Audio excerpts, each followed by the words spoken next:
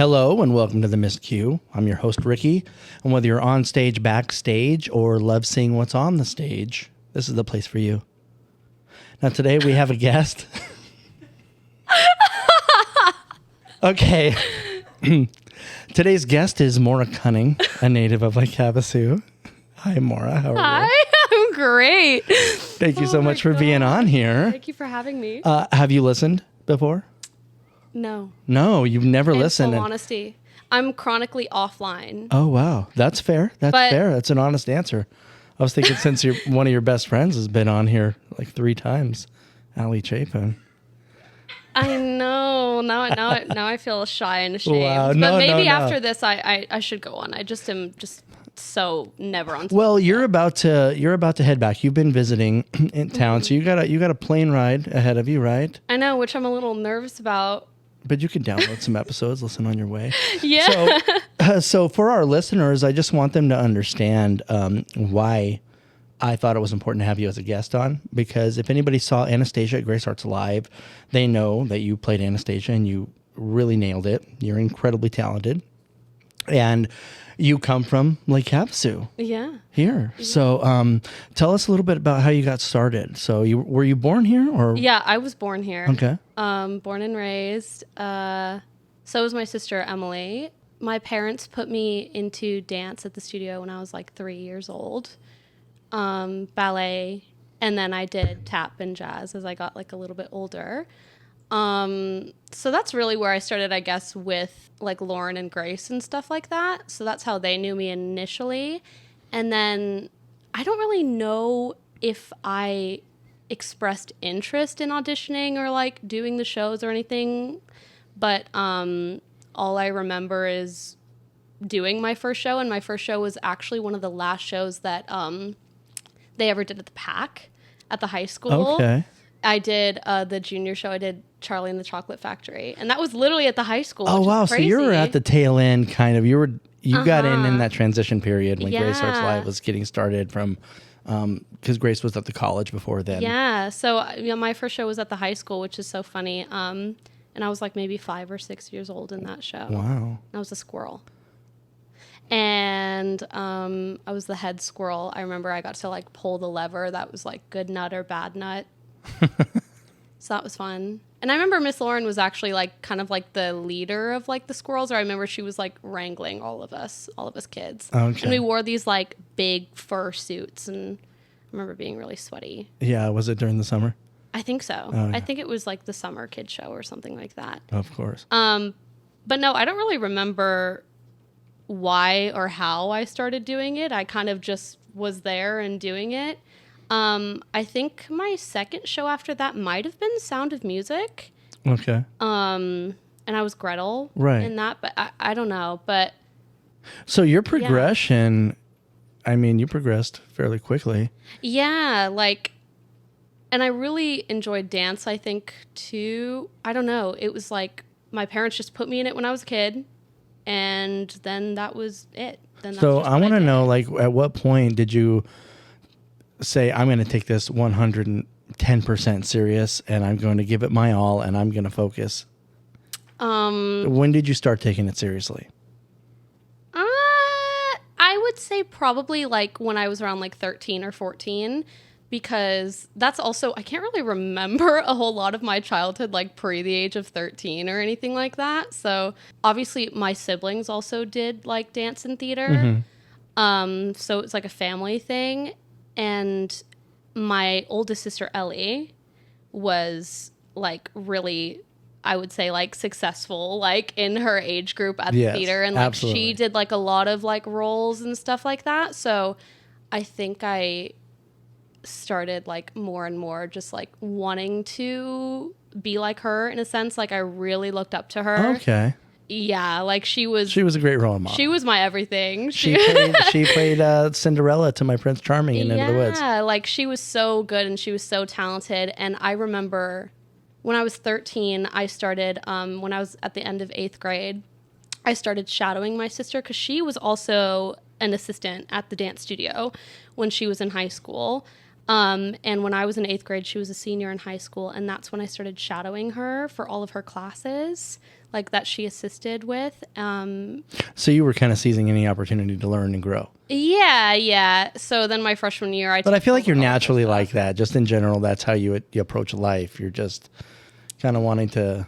Yeah, I don't know. It just was like I don't know. It's like the only thing I did, and also the most important thing I did. And I, especially with Ellie, like I felt like going into high school.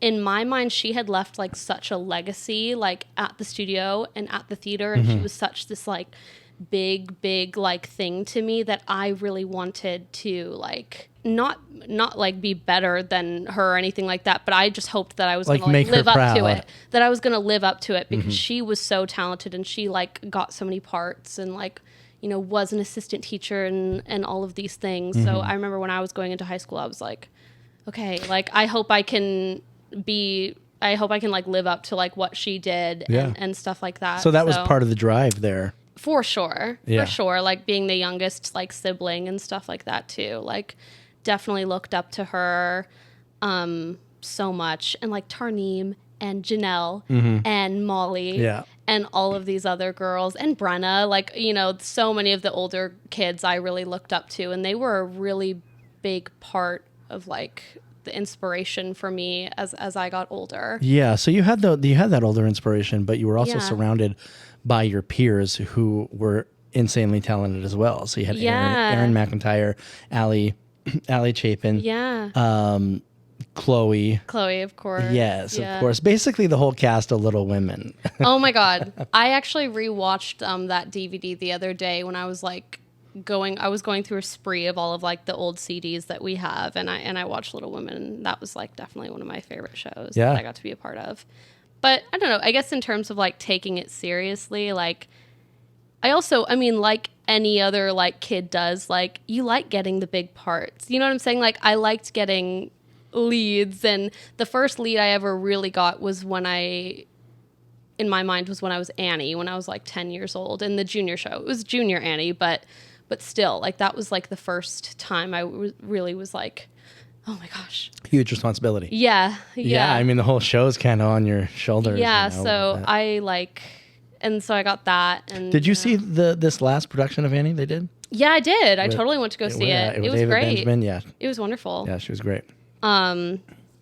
But yeah, I took it very seriously in high school. That's for sure. Like theater in general and stuff like that. I Like think that was evident to anybody who watched you on a regular basis. it was like my 9 to 5. Like I acted like a little adult. Like I was very serious. I took everything very seriously. And luckily because I had my friends, like that kind of like lightened me up a bit. But sometimes when I reflect on that time, it's like not always necessarily in a positive way, just because I was so also like, I was just very like critical, like hypercritical when I was in high school of like everything that I did and stuff like that. But yeah, I don't know. It kind of just like, it feels like sometimes I didn't have any control over like how my life came to be or like the circumstances. It kind of just like, everything just kind of like fell together naturally. And then one day I was at the theater. Like I would wake up and I'd go to school, and then I'd go to the dance studio immediately after school.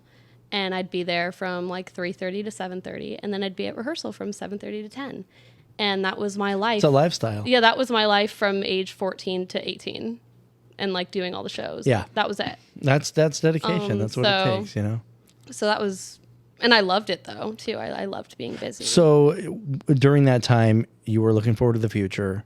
You're looking at graduating high school, your future plans. So what Okay. happened after you graduated? I actually didn't even, okay, for the people that maybe are going to like want to go through the college audition process and whatever to like audition for schools or stuff like that, I didn't like consciously make the decision that I was going to like try to go to school for theater until maybe like senior year of high school.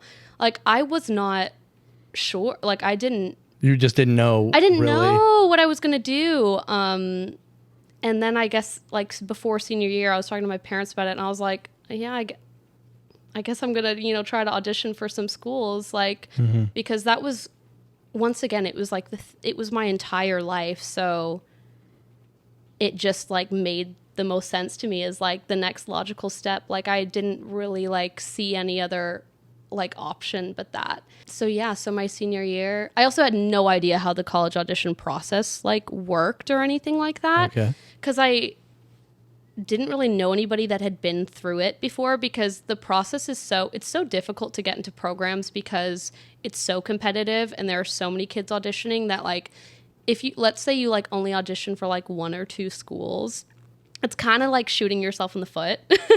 Like you have to audition for like at least 10 programs, kind of like unless you're like the most talented person in the world, whatever. Right. But it's hard to get into. So you have to like audition for so many schools. And I just was I didn't have like the knowledge about like how that process worked. Did you send in a tape or? Yeah, so you have to do like pre-screens before you can even get like an in-person audition with the school. So you have to basically like send in like videotapes to like each program, like to just pass their pre-screen to get an in-person audition. And then you also have to apply for the school itself, like academically and stuff like that. And the people that I think Zoe Killian, obviously she, I think auditioned for schools, but at that time she was like in Ireland or something. So I didn't have like another resource to like get that information from. But yeah, I sent in like pre-screens to like maybe 10 schools or something like that. And I ended up auditioning for like 7 or 8 schools. And I did those auditions in New York. They also have like a thing called Unifieds, which they do like in major cities like LA, Chicago, New York. And all of the musical theater programs like host their auditions there to like make it more accessible. So you don't have to like travel to like each school or whatever. Kind of like a cattle call for. Yeah. So yeah, it was like a really intense experience. That sounds like does that make it more intimidating? Being that there's a lot more people? Yeah. Well, I also, once again, like because we kind of because we're such a small town and stuff like that, there just were many things like that I didn't even understand about the process until I got into school and I like met my like friends and was like talking, like everyone talked about their audition process and stuff when they got to school, and everyone was like, I got waitlisted at this school and I got into this school and I didn't get in here. Like everyone like would go through like the programs that they were like considering between. Right. It was crazy. Everybody had their 10 schools. But also like a lot of the kids that I went to school with had like college audition coaches and stuff like that. And that was, I had no idea about any of that. And I didn't do Maura anything didn't need that.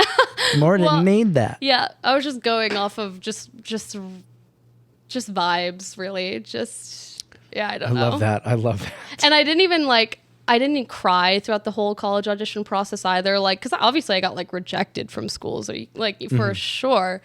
But you kind of go into it accepting that. That's a big part of prepping yourself. I didn't even know if I was going to, because that's the thing too, is like, I was like, okay, I guess this makes sense. Like, I like theater. I'm going to try to get into school for theater. I still, like you have doubts and you have anxiety. Like, I didn't know if I was even going to be good enough to get into school for theater, because I had received a lot of external validation growing up, like with theater, and like I was really lucky in that aspect. But it's kind of like a bubble here, though. Sometimes, I was a very big fish, in a very small pond. Yeah. So was there a wake up call moment at all?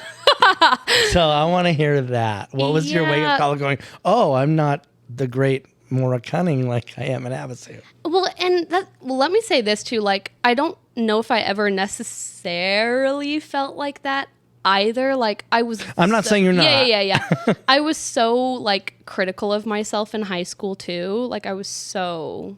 But you were that way with yourself in a constructive way. Yeah. A lot of people get down on themselves. You're like critiquing yourself so you can learn and get better. Yeah. So, but the whole freshman year of college was just like a complete like 180 to everything I had like ever known in my life. You know what I'm saying? Just like the type of like talent and people that I was around, and like kids that had gone to like performing arts high schools, and like kids that had been on like Broadway or like national tours when they were kids. Like, I was now in class with like all these people, and a lot of them had you know, like there was a whole, I mean, everyone experienced that like freshman year of college. Like there's a level of imposter syndrome that you get that's crazy because I had also never. Listen to Lauren's episode for your reference for imposter syndrome.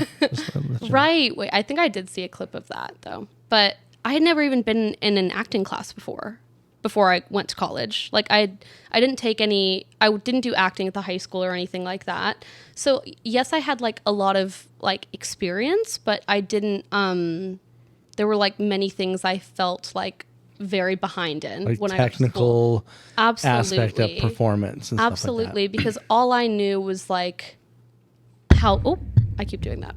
How fast paced it was too at the theater. It was like learn a show, do the show, learn a show, do the show, Yes. learn a show. So yeah, I felt like completely like fish out of water first year of college, 100%.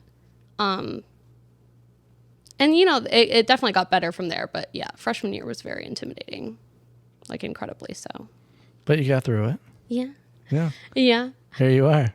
But yeah, it was crazy. It was like acting classes, never taken an acting class before, like, and we had to do like improv and we took like voice and speech classes and, you know, they're like making you pretend to be an animal. Like when you're, you know, like the basics. It's like clown school. Like it very like all the stereotypes of acting school that you could think of. Like, so that's besides what it the was. intimidation factor, there was that level of excitement to be there.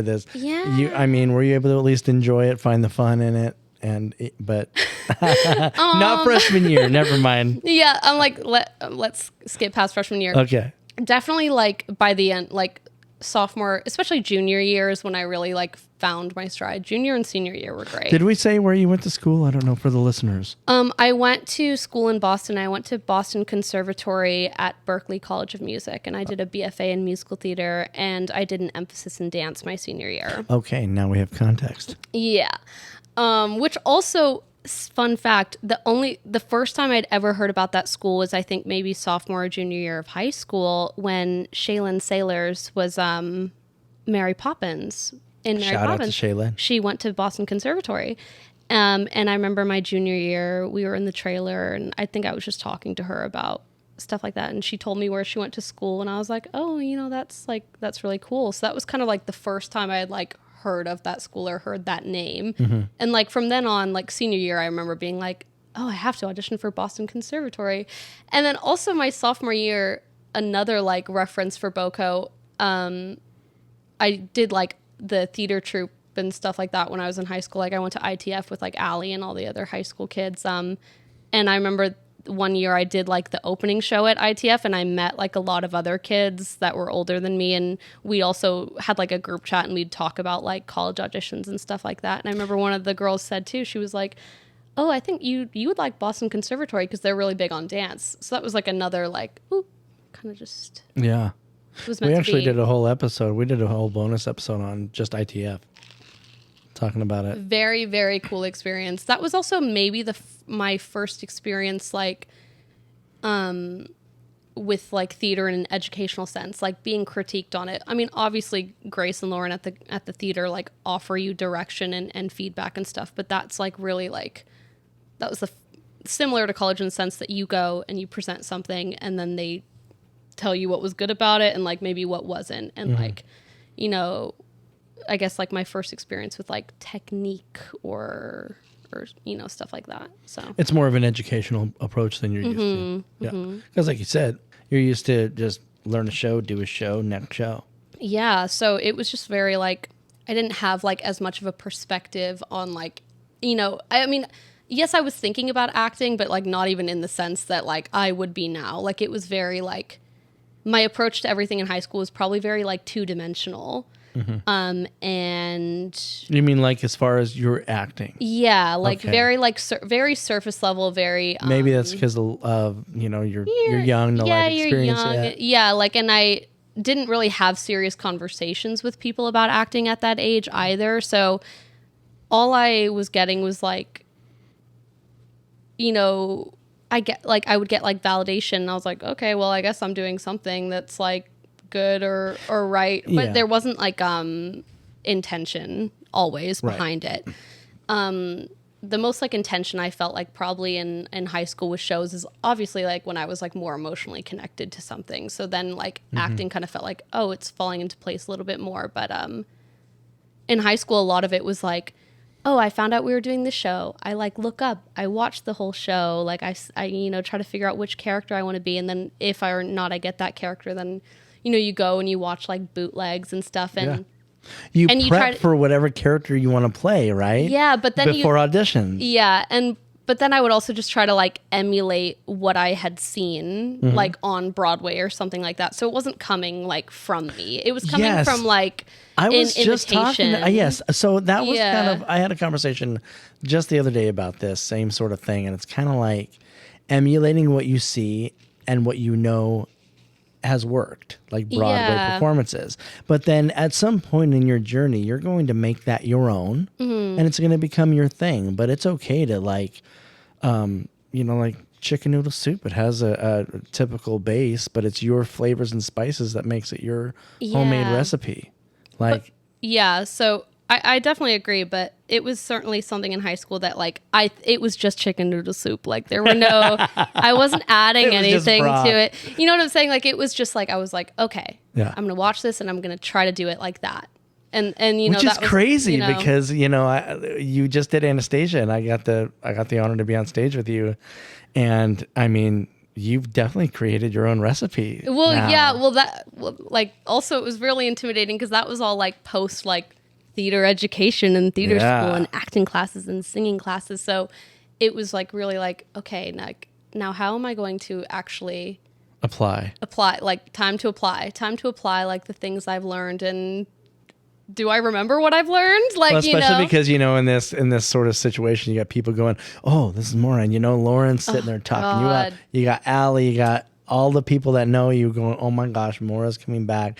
We're in for a treat. Well, that was like some of my real like hesitation with coming back to do it as well. Like I was really, I mean, Allie knows, like I was going back and forth with Lauren for like a month or like a month and a half on whether or not I was going to do the show. Yeah. And Allie was like our middleman. Cause I was just so, I don't know. I was like very scared, and also especially once I agreed to come back and do it.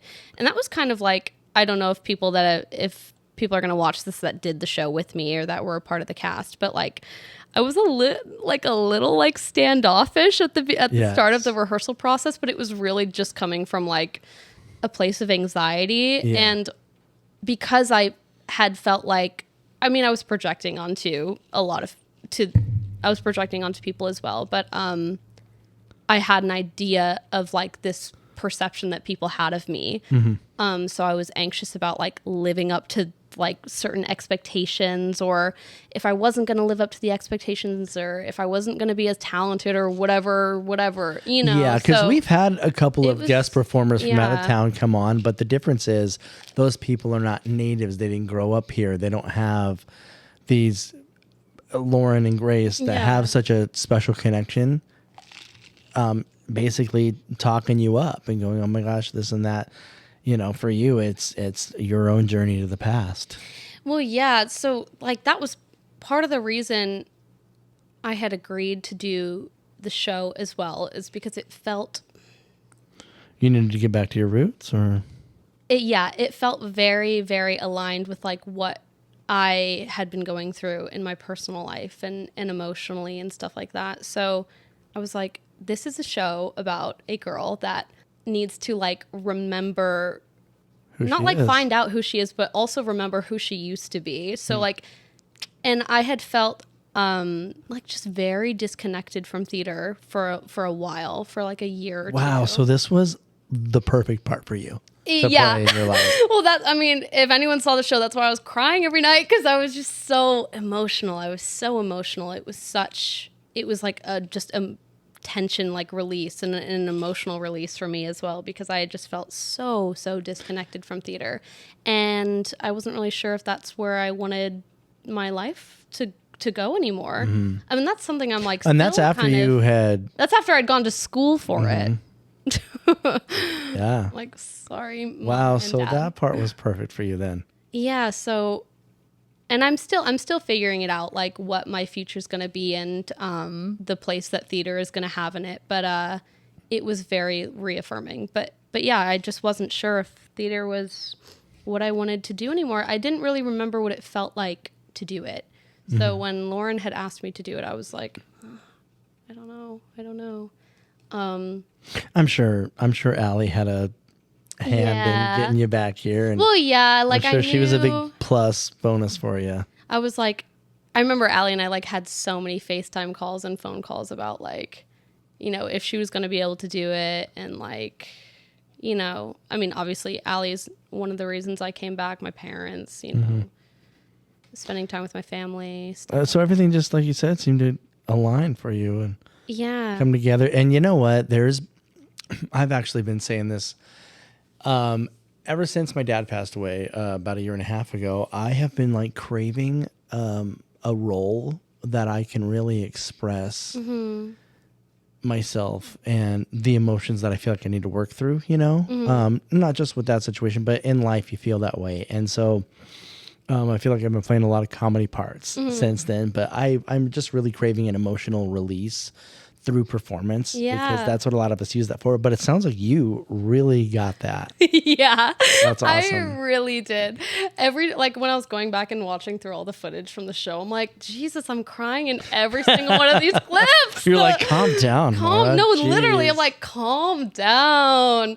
That's why it's funny that we only did like 9 shows. Because now, especially now that I had that emotional release, I am also so curious about like what it would be like to do more, you know what I'm saying, to like keep evolving with the show. And like now that I really feel like I'm back on my feet. But no, it was like everything I thought it'd be and more. But yeah, it just got better and better each rehearsal. I was really anxious at first because I felt like everyone had these like expectations of me, but also no one really knew other than Lauren and Allie and my parents, like that I was doing it like really for myself. Like I don't think people, I mean, because I didn't really tell people that, like the struggles I was going through and the doubt that I'd been going through. Well, I think performers just silently struggle, and that's why we do it. Yeah. So, no one really knew like that I was doing it for those specific reasons.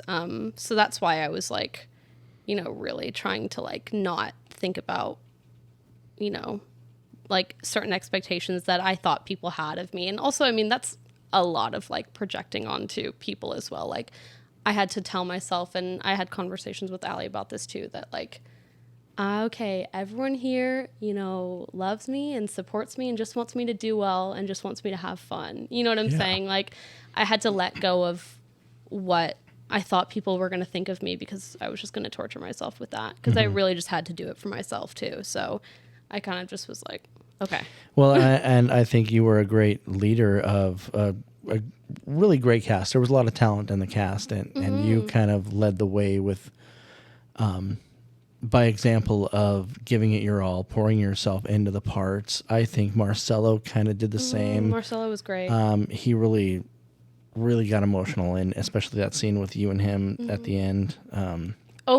That scene was that Gleb scene. Crazy. Yeah.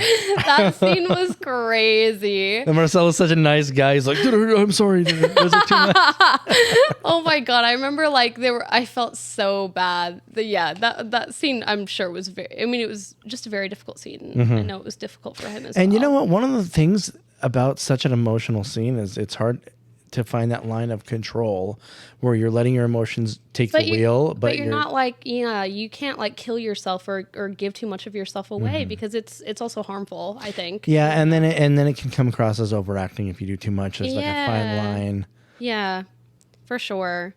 But also the stakes are so high. The stakes are so especially at that moment in that scene, you can literally feel he's you have holding the audience, a gun to my chest. He's about to shoot me. I know, like, and the audience is right there in the palm of your hands. Like, they are invested in the story at that point for sure. But and you had Jordan Killian to work off of. Oh my God, which is so wonderful. Which we had him on. Really wonderful, and it's a very difficult. I commend him because what he had to do was very difficult to like come into. I mean, it's all right. Well, never mind. Just kidding. I take No, my I love compliments Jordan. back. But no, just I mean having to just jump in, and obviously he's talented, so he was going to be able to do it no matter what. But like jumping into a show at the end and like still trying to like build that like chemistry and feeling and warmth and stuff, I think is probably and familiarity. That's well, like hard. and for you too, you have to develop that chemistry on stage super quick. Yeah. So, But he made it easy. yeah. We had a very like playful, like on stage relationship, you know, he was great. Yeah, him and I butted heads for the first couple of days, but it was fine. Are you serious? You're lying. I didn't know how You're to take full him. of it. Well, his sense of humor is so like Dry. and I'm sitting there going, he just said things where I'm like, is he joking or not? By the third day, I'm like, okay, this guy's just messing with me. Yeah. And then he, you know, now he's, I consider him a good friend now. So Yeah, I know. I wish I had gotten like, I just was so like laser focused. So it was hard for me to like. yeah, and so was he. It was like the second week, and he was able to kind of loosen up, and that's when he was on the podcast with us. So I'll never forget when I found out that he actually could speak French. And I feel like that was like yeah, after, me too. That was like after I found that out like once the show had already opened, I think. It was like the second week and I was like, are you serious? Yeah, he's like, I can speak fluent French. I'm like, why didn't you say that? I've been speaking French as Vlad for weeks. I know. And I'm like, and I know my French was bad too. Oh, yeah. I was like, oh no. And I should have had a conversation with him about it. And been like, yeah, "Help?" and he's so nice. He's all like, hey, if you want, I can just, you know, just a few of the words. And I'm like, no, by all means. Like, I don't want to step on any toes. I'm like, please. Because there's going to be that one person in the audience that speaks fluent French. They're going to be like, yeah. that was wrong. Yeah. Learn to do it. Talk about that scene. That was probably my favorite one. And that was one of my favorite. And it was one of the least rehearsed, I felt. Yeah. Yeah. I feel like we didn't get a lot of time at all. Like, because we learned it, like in Tech Week, basically? Yeah, in Tech Week. But Because he got there Saturday, I think, 6 days before the opening. Oh, that was such a good number, though. And to be on stage with you and him, like, knowing that as long as I hold my own, you guys are going to hold your own. Yeah. And, I mean, I had my struggles, you know. So when you came back, for me, it was like, okay, I haven't done a show with Maura in a long time. And I kept just messing things up. You know, life is a lot busier than it was back then, but excuse, whatever. But I kept thinking, like, oh my gosh, Maura probably thinks I'm washed up. I fell off. No, like, and I had that conversation with you before. Like, once again, like, I really was just like, I was feeling very similarly, I think, to like you and to like anybody else that was feeling like this. Like, I felt very like rusty and unsure and anxious, and I was just trying to fight my way through it too and get myself to a place of comfortability and where I felt good as well. So I wasn't holding any judgment on anybody else. Like, I really was just like, I'm just trying to do the best I can do, and I hope that everyone is doing that too, because you know, I was just, you know, it was just a very joyful experience, and that's what I was doing it for, was to find the joy and to find the love in it. So technical and like everything being perfect or whatever. I mean, perfection doesn't exist, especially not in the rehearsal process either. So I certainly never had any like judgment on anybody in the show. I was just happy to be there. Really. I really was. So was Anastasia a dream role for you before this, or did you have your eye on it at all, or was it a surprise? I was really lucky. Sophomore year, in between sophomore and junior year of high school, I did like a 2-week like intensive in New York, I remember, and we got to see some shows when we were there. And Anastasia was on Broadway at the time, and it was one of the shows that we saw. So I'd actually seen it on Broadway, which is crazy. Wow. And I'd kind of forgotten about that until I agreed to do the show, and I was like, oh yeah, I've seen it. But it wasn't like anything that I was like, I've always wanted to be on, yeah. You're right. No. I mean, I loved the music, obviously, and I'd seen the movie before, and I'd loved the movie, but the music really is like what I was most excited about. In my senior year of high school, like we had a senior showcase, like, or whatever. They do that every year for the seniors. And I did sing Journey to the Past. which is so funny. Do you remember? Well, you were gone at that point, but I don't know if you remember that. But no, I literally, senior year of high school, I sang Journey to the Past. Wow. For my senior showcase. So I had also forgotten about that until I agreed to do the show. And I was like, oh, I guess everything is like talk about like manifestation or whatever. Like I was like, it makes sense that now that I'm here doing the show and doing it, you know? So it just all felt very right.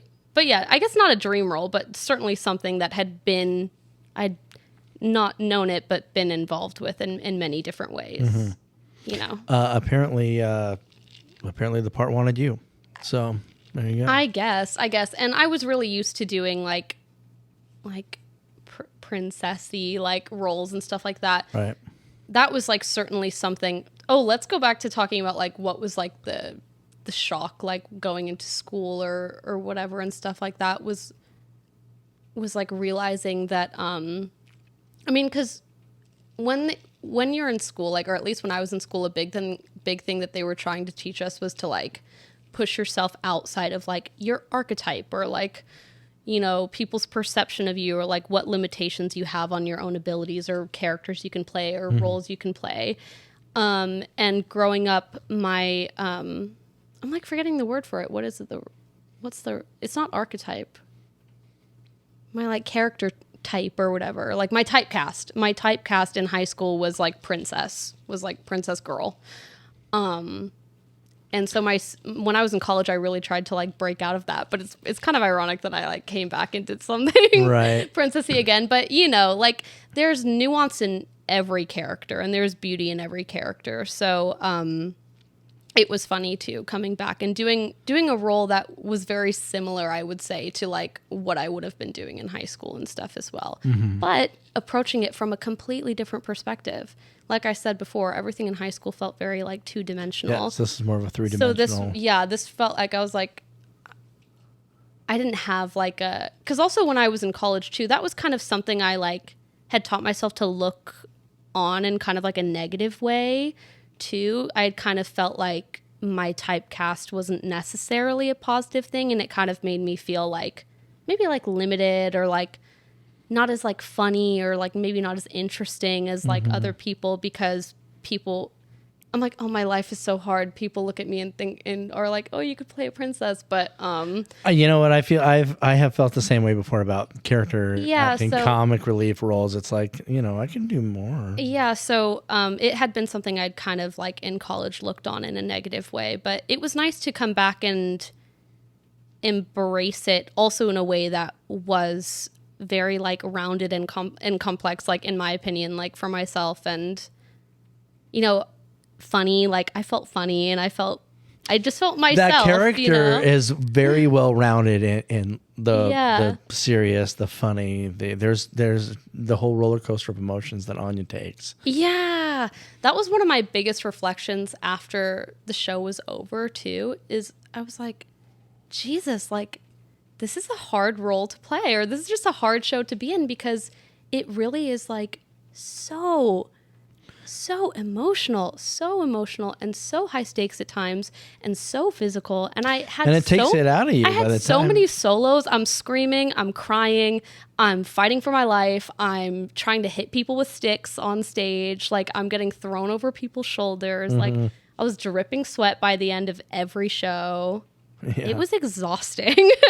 It was genuinely exhausting, but in a good way. Yeah. In a very satisfying learn to way. do it. I mean, I was definitely huffing and puffing out after that. Yeah, I was always dripping sweat. And then right after that, Jordan and I had that fight scene. And then he immediately had to sing Petersburg. And then I had to sing Once Upon a December. And I'm still like... I'm all complaining. I was in the trailer while you guys were still working hard. I'm like heaving. Like, oh God, I was... Yeah.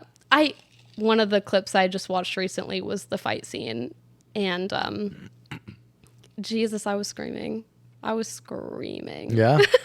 You really left it all out there. Yeah, it was funny to watch. So as far as dream roles, are there any roles that you so first of all, let's talk about like what I've done. Well, how I want to talk about both, but first of all, did this role reignite a passion for you? Did it bring it back? Because you talked about like, your reasoning for doing it. Yeah. But now the aftermath is... I like I don't even know why I'm shy to say it. I mean, I loved it. I don't think I've been as happy as I was when I was doing it. I was like... So now dream roles, did it open your mind to different roles? And I mean, the immediate thing I was thinking of was like, it's all like when I came back to especially after doing the show, I was like, oh, I wish I could do the roles that I've done before now that I have like all this like information and love. Okay. And Okay. So what roles like would you repeat now? That I'd love and to repeat. redo. I never got to do it at Grace Arts, but I did it at the high school. We did Into the Woods at the high school. Okay. And I was Cinderella. And I would love to do that. Sister again. played Cinderella. Oh yeah. I know. Oh man. So that was a full circle moment for myself with Ellie too. But I would love to do that. I'd love to do Addams Family again. I loved Addams Family. Who did you play in Addams Family? Well, when I was in high school, when we did it at the high school my freshman year, I was one of the ensemble ancestors, which was so much fun. I was a flapper, so I got to dance and stuff. And then senior year of high school at Grace Arts, I was Wednesday. And I loved it. Oh, that's right. What is that song? Pulled and then... Yes. Like I would love so to do good. Addams Family again. 100%. What are some other ones? I mean, obviously I'd do Little Mermaid again. Are you kidding? Mm-hmm. I would do Little Mermaid again in a heartbeat. The first time you and I ever like acted a lot together on stage was for My Son Pinocchio. I was Geppetto, you were the Blue Fairy. Yeah. That was so much fun. And you got to be kind of sassy. And my mom, after she saw Anastasia, was like, oh my gosh, it's like you guys were like the Blue Fairy and Geppetto. Like she was like, our dynamic was kind of like similar. Yeah. But with like a little bit more love this time. You like know I what? felt like you were my family member in the show. You know what? And it took me probably 3 rehearsals with you until I finally went up to you and said, hey, are you acting or are you like throwing me this shade as Maura or Anya? And then once I realized, oh, it's you, like you were just playing around with different reactions and stuff. Yeah. And so you were discovering your character and I was like, oh, damn. She's mad at me. No. No, yeah. Blue Fairy was funny. But yeah, it was interesting, like exploring that dynamic again, but very different though. Like we had a conversation about this. Like I really feel like I always want to say Vlad, yes.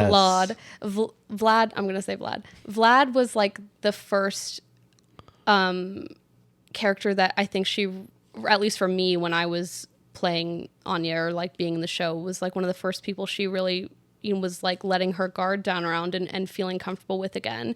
Because with Dimitri, there was like a little bit more anxiety because there's like a little bit more tension there. But obviously with her and Vlad, there's no like romantic tension or like anything like that happening between them. It's like really familial.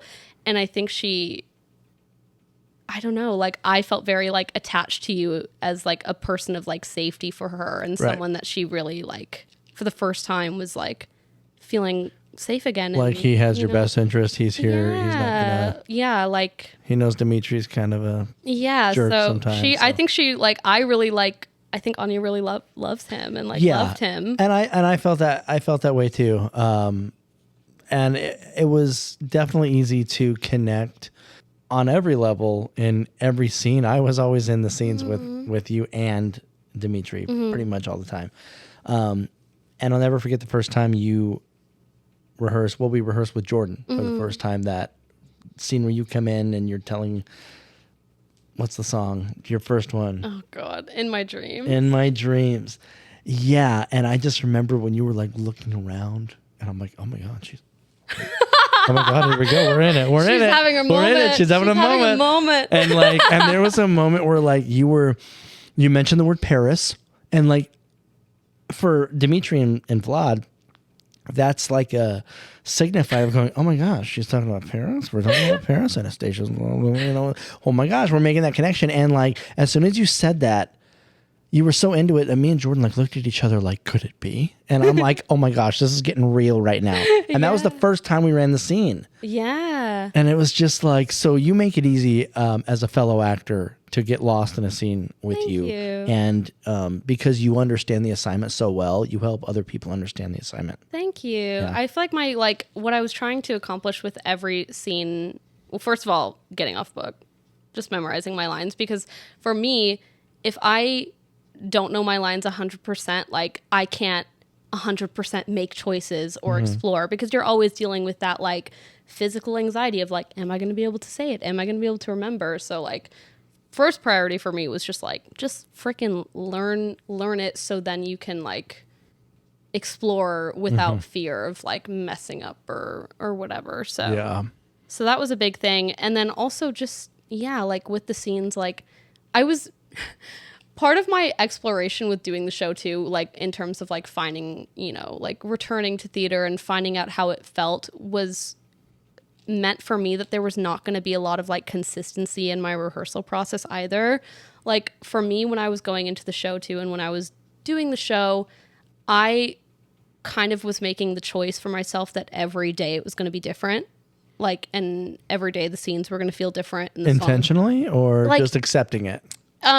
Kind of both, like intentionally and accepting it, because I wanted to explore. Like I wanted to find something new every day. I didn't want to like...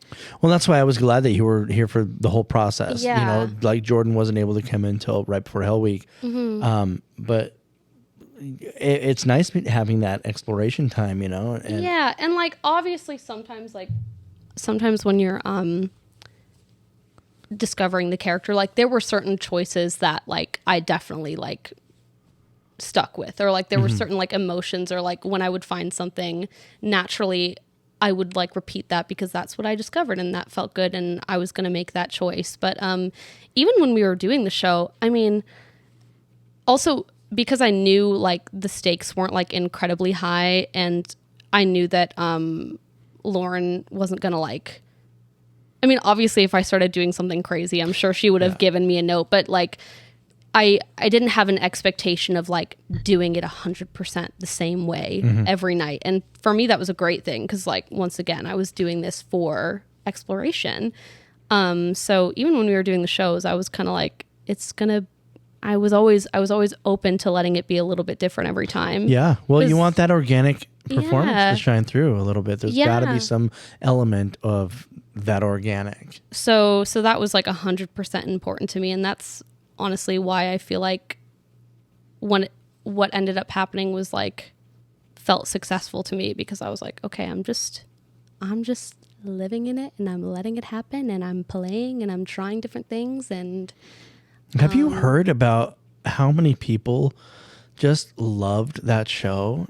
So many people were just moved. Like, yeah, I wish I don't know. You can't change like the past or what you've done, but I didn't I didn't stay in costume outside after the end of like any of the shows until the last weekend, until like Saturday. I stayed out on the last weekend because my parents had finally like come. So I was like, okay, I'm going to stand outside. And then the very last show I stood outside and I talked to a lot of strangers and people that had come to see the show. But I've like heard a lot of positive feedback, but I still like feel like I'm a little like secluded in the community. Like I'm like very much a homebody while I'm here. Right. So I feel like a lot of good performers are more introverted like that. Yeah. So it's nice to hear about like the positive reception, but I really didn't comprehend like that people, were really like affected by it. So I was very happy about that. I mean, just little things like you probably helped people cry the tears that they've been holding back for weeks and needed to let go. You know what I mean? Yeah. I mean, you know what it's like going to see a show at the theater and you watch a scene that really resonates with you, or that performer is like you can relate to because they're pouring themselves out there. And it's like we are pouring ourselves out on their behalf almost sometimes as a performer. So, because it's hard to express yourself sometimes. So yeah, well, that's the thing too. Like, I also, when I was discovering when I was doing the show, I mean, one, I was like probably the happiest I'd felt in a very long time when I was doing the show. So I was like, okay, I want to follow that feeling. And I also felt I was being like the most honest and like authentic version of myself than I had been in a long time. Like I just felt like, obviously the character, but I also just, it was allowing me to be 100% me. Yeah. That's where that authentic performance comes out, and that's what makes it seamless. That's where people look and go, I'm not watching Maura, I'm watching Anastasia. Yeah. Yeah. And also that's something that certainly comes with like, I mean, I'm still a young adult, but like coming into adulthood and stuff like that, there are things that are starting to change like in a positive way, and just having more security in yourself and not doubting yourself as much and being comfortable with who you are and not wanting to constantly change it. In high school too, like there were so many things I wanted to be different about myself, and I wanted to be different about who I was as a performer, and I wanted to be like this person and like this person and like this person. But I mean, this is like a very like age-old thing to say, but it's so true. It's like you do well and you are important, and people like resonate with whatever you're doing because you're doing it your way and because you are yourself. Like if you're constantly trying to search for like how you can be different or how you can be like somebody else, it's just not going to work. Like you just have to be you. Like that's what makes you special. That's what makes your performance special. So Clearly you were taught by Lauren. oh, I went to dance class the other day, and this was funny. Like it was was it last night or no, it was the night before. And I was dancing and Lauren was like, oh my gosh, you dance like me. That's so funny. She was like, I forgot. She was like, of course you dance like me because I taught you. I was like, yep. If you could listen to just one cast album for the rest of your life, you can listen to it as many times as you want, what would it be? What are you listening to right now? Are you listening to anything new?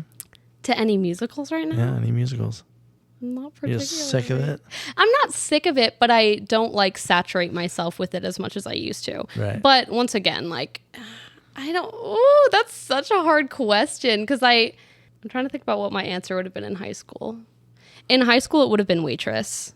Really? Yes. Waitress, Why?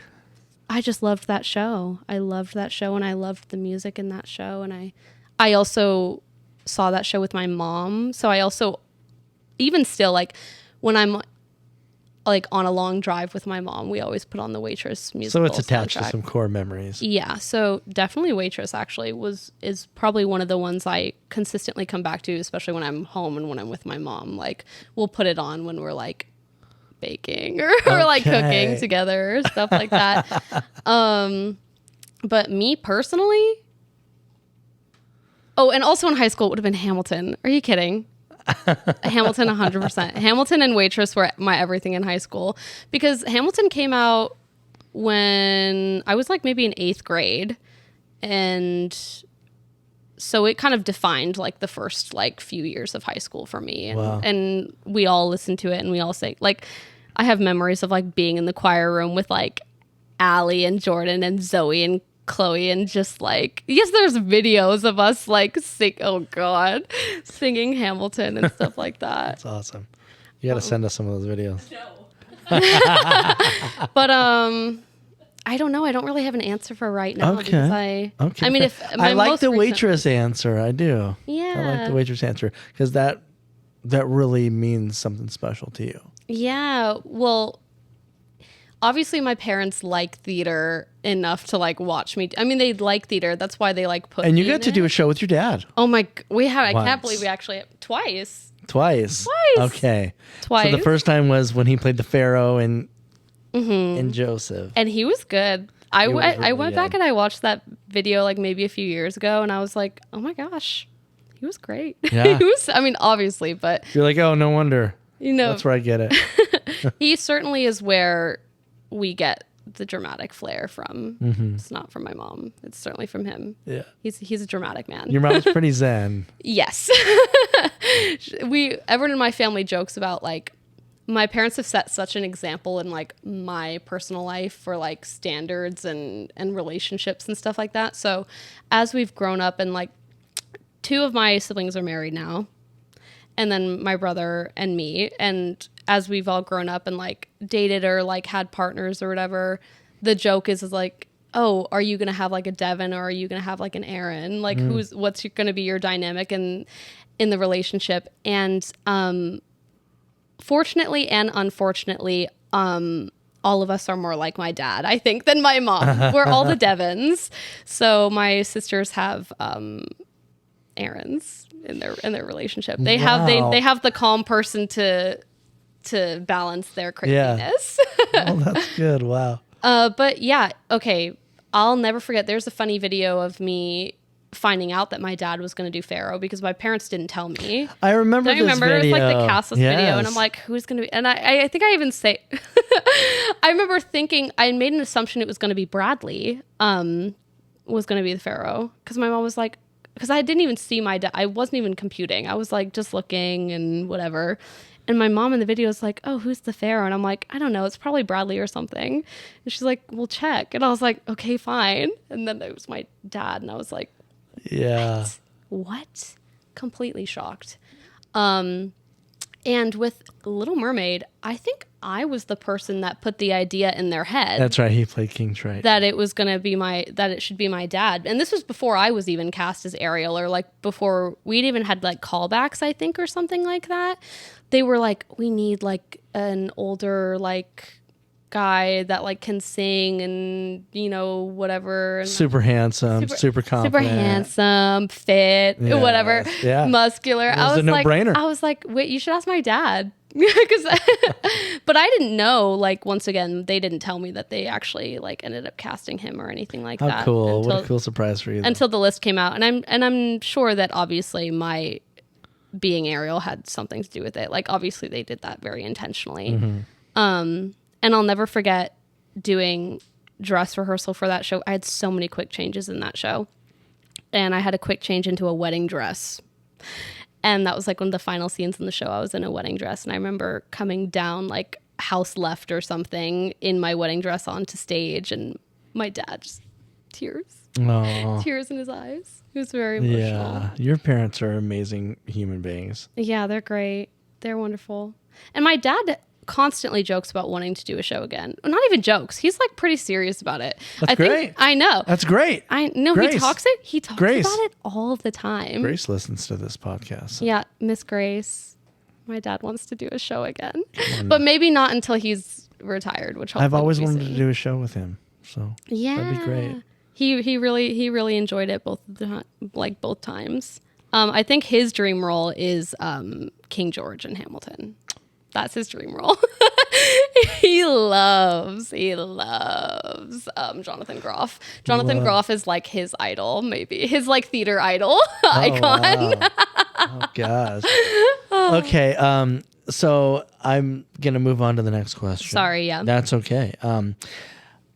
So the name of the show is called The Miss Q. Mm-hmm. Have you ever missed a Q? I want a good missed Q story. Let's. I want you to. I was gonna say not that I can think of. But Oh wow! You're like You know Allie. what? I've never missed a Q. I think I've definitely been late to a queue before, but that was probably because of like quick changing. Right. That's late is missing it. Oh, okay. So saying. I Just don't saying. know. Not like I've never missed one that was like because I, like We're slacking off. spaced out, spaced out or anything. I actually don't think that's ever happened. Just like quick change issues. I think quick change issues is probably when I've and it's always mostly been like in rehearsal or something like that. Yeah, and we've talked about that. It doesn't really count in rehearsals. But okay, have you ever been the victim of a missed cue? I think so. Okay, let me ask you about this missed cue. Wait, Jordan had a missed cue. Yes. I want to ask you about this because I've gotten my perspective, Jordan's perspective, and I want your perspective on that because I walked out on stage without him and your back was to me. So I knew that you didn't know he wasn't there. Yeah. And I knew you wouldn't find out until you turn around with the teddy bear. Yeah. So what is I'm like this? getting gonna. And then it's just me and I'm like, Well, and then you looked at me and you're like, once you realize, well, let's just go. You're like, what is this? And but your performance had such ferocity in that scene that it was like, oh my God, where's Jordan? Where's Jordan? I know. Like I was getting your death stare instead of him. Well, I think obviously like I had a little moment of, oh, okay, Jordan's not here, but I knew that I wasn't dependent on him for any dialogue, so I immediately was like, it's not a big deal. I'm It's like not the worried one about it. scene that we could have. Yeah, been I okay. wasn't worried about it though, because I also knew that I'm just angry in that scene, and I'm the one carrying the dialogue most of the time. And I also trusted you to just say you know what I'm saying? Like I knew exactly how it was going to pan out. Like I trusted you. I knew you were just going to cover his line to be like, oh, he got that for you. I was like maybe startled for a second, but it was very easy to come back from that. So it wasn't a big deal. Yeah, when you're on stage with certain people, there's definitely that feeling of going, okay, that's fine. We're going to be fine. We're going to get through this. Yeah. And also, once again, like, I just was you also just plowed right through because you were so emotionally invested. Yes, I'm also like, I'm so angry at the two of you in that scene. And also, it's like she's battling a lot because she like loves them both, but also doesn't want to see them both, but also like wants them to be there, and she's just angry. So I mean, yeah, it worked just fine. It worked just fine. I know Jordan was irritated about it, but it was totally fine. He wouldn't let it go. It was fine. It ended up being okay. He's so hard on himself, but I'm really trying to think if I really don't think I've like had like a really bad like missed cue moment before. That's good. Keep it up. Sorry. Oh, but sorry to disappoint anybody. But, no, it's okay. I've had like. I asked Allie when Allie told me that she had never missed one. When we were doing Anastasia this last time, like ever since that podcast episode, like she cut it close. But she never missed one. But she would cut it close, and I was like, oh, this is gonna be her first miscue ever. And then here she comes to the door. I'm like, oh.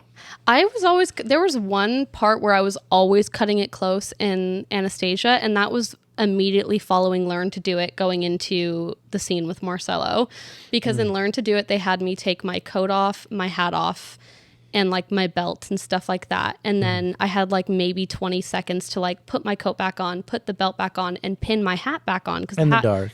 Yeah, like, because my hat was going to fall off if I didn't pin it. So that I was always like, I was always just making it to the end of Marcelo's little monologue when they're like, all right, bring her in. And Lee was always waiting for me and was always like, are you ready? Yeah. And I was like, okay. So I was always cutting it close with that. That was like weirdly so stressful. I don't know why. Yeah. It's just hard to like pin a hat onto a wig too. So I was always really stressed going into that. And I was always, just making it. Yeah. Just making it. What a rush. That's why we do it. Yeah. Am I missing any other questions? No? Those are the two. Really? I mean, you could ask other ones, but those are the two that we asked. I mean, I've been like, I'm trying to, like, not missed cues. She doesn't want to leave. No, I'm enjoying myself. I've been like injured before on stage in like really intense ways. I'll never forget actually the last time we did Grease. They had moving staircases. Don't you remember that? Yes. And after It's Raining on Prom Night, which I sang with Elizabeth McDonough, I had to completely cross the stage. I had to exit off one way, I think, because I had a quick change going into the Teen Angel song. But they were moving the staircases at the same time, and they didn't see me.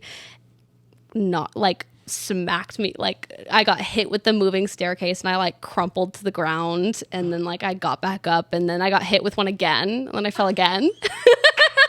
And I had like giant bruising on the left side of my foot. That's rare. That's rare. Super Grace rare. Arts Live is very safe. Oh my God, it's very safe. And another show wait, you might have to edit this out actually. Another show from this season, so Grease and Legally Blonde. In Legally Blonde, when we did it as a junior show, I was Margot, and she has that whole like spring break moment when she's like, Jamaica me correct, and they lift her body up like that. They dropped me. The boys dropped me, but we had a spiral staircase in that set, and I landed like that close to the stairs too. Like just fell right on my back. Like it was crazy. Yeah, that's scary. Oh my God. Two out of 3 on the shows this season I've been injured in. And she keeps coming back for more. Yeah, I know. They can't get enough. Anyway, yeah.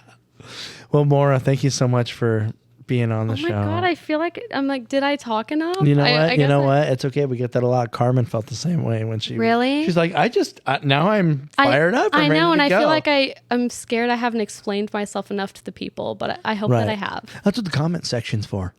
Yeah, I'm like any Just kidding. No. No, but yeah, I've been wanting to have you on since you came back, and I'm definitely glad you're leaving next week.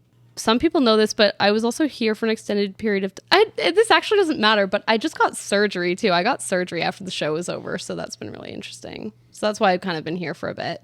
But I've loved my time here, and I'm really sad to be going, honestly. Yeah. So what's next on the horizon for you? Well, I'm going to go back to New York, and it's been great getting all this footage, thank you, from the show, welcome. because now I have, more updated Like demo kind of stuff. yeah, stuff to submit and stuff like that. But I'll definitely be back in dance class. I'm so excited to get back to. I wish I've been dancing while I've been here too, but Yeah. I cannot wait to get back to dance class in New York. It's like my favorite thing about life out there. And Well, I feel like auditioning it's and been a stuff. checkpoint, for you coming back and just checking in with everybody here, and it was an honor to do another show with you. I and- know, and 9 shows just didn't feel like enough. No. Not at all. Like I would have kept doing it, really. Yeah, and I think a lot of the people that were waiting outside the door during the last weekend that weren't able to get in and see it because all the seats were sold out. Because the word of mouth sometimes takes a little bit to get Yeah. going and stuff. So by that third weekend, everybody hears about it, and if we had a fourth weekend, I know. I know. But it just really felt so special, and I just wouldn't change a thing. And it just reminded me of, it did for me what I really hoped it would. So I just couldn't be happier with the whole experience. good. I was so grateful to be there. All right. Really. Well, I really hope that you come back and visit, and I hope you're back on the show. Yeah, well, because I also did think about staying a little bit longer and doing another show, because like in high school, I would get sad when a show would like be over. Obviously, everyone does. I was sad, like very sad after this show was over. And I had a couple conversations with my family, and they were like, well, if it feels right, you should, keep doing it and maybe do a few more. So I really honestly, I really thought about staying to do some more, but I just have some things I think I need to I think it's safe to say get back to. Yeah, I think it's safe to say that we Yeah. might see you again. Yeah, no, I really think so. I really think so. You're always welcome back home. I know. So we love you here. All right. Well, thank you again. And as everybody knows, there is no excuse for a Mr. Late Q. Until next time. This episode of The Miss Q is brought to you by Anderson Auto and Power Sports, proudly serving Mojave County since 1999 with top-tier rides and hometown pride. Whether it's roads or waves, Anderson's got you covered. Follow The Miss Q on Facebook, Instagram, Spotify, and YouTube. And remember, there's no excuse for a Mr. Late Q.